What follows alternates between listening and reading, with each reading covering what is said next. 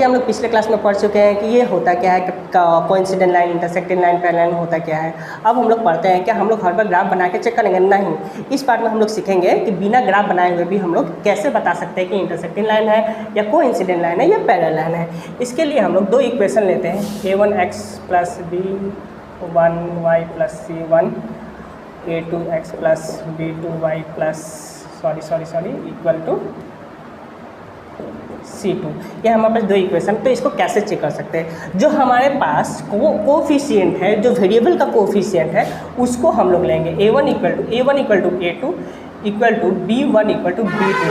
अगर ये not equal होता है तो हम इसको क्या कहते हैं, इंटरसेक्टिंग लाइन कहते हैं, इंटरसेक्टिंग लाइन बोलते हैं। इंटरसेक्टिंग लाइन मतलब यूनिक सॉल्यूशन बोलते हैं।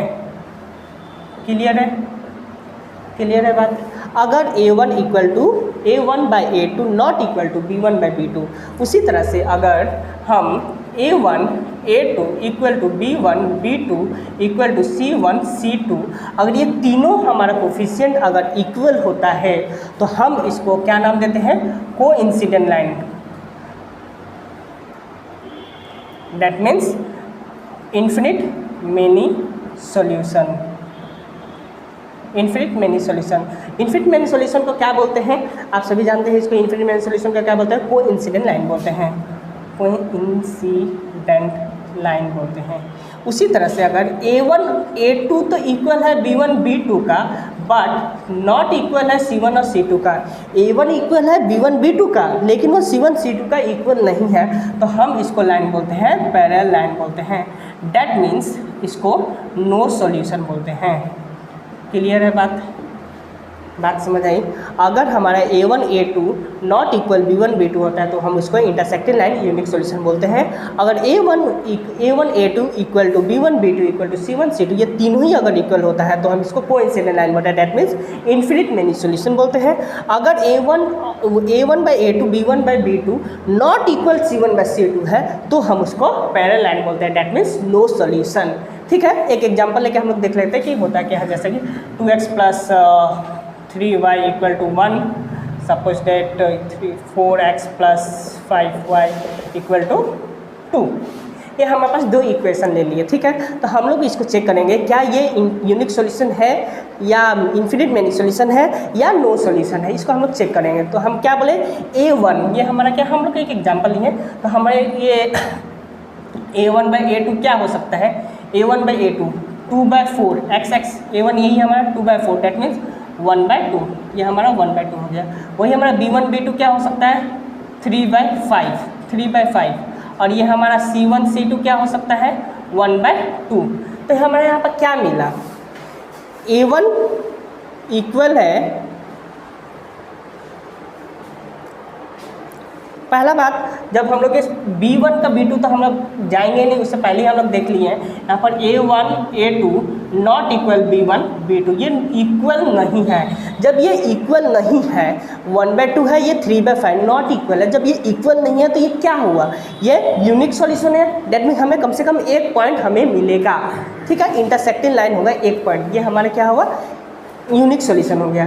इसी तरह से अगर हम और एग्जांपल लेके करेंगे तो हमें मालूम चलेगा कि क्यों इन्फिनिट मेनी सॉल्यूशन है या नो सॉल्यूशन है। इस तरह से हम लोग और चेक कर सकते हैं। क्लियर है।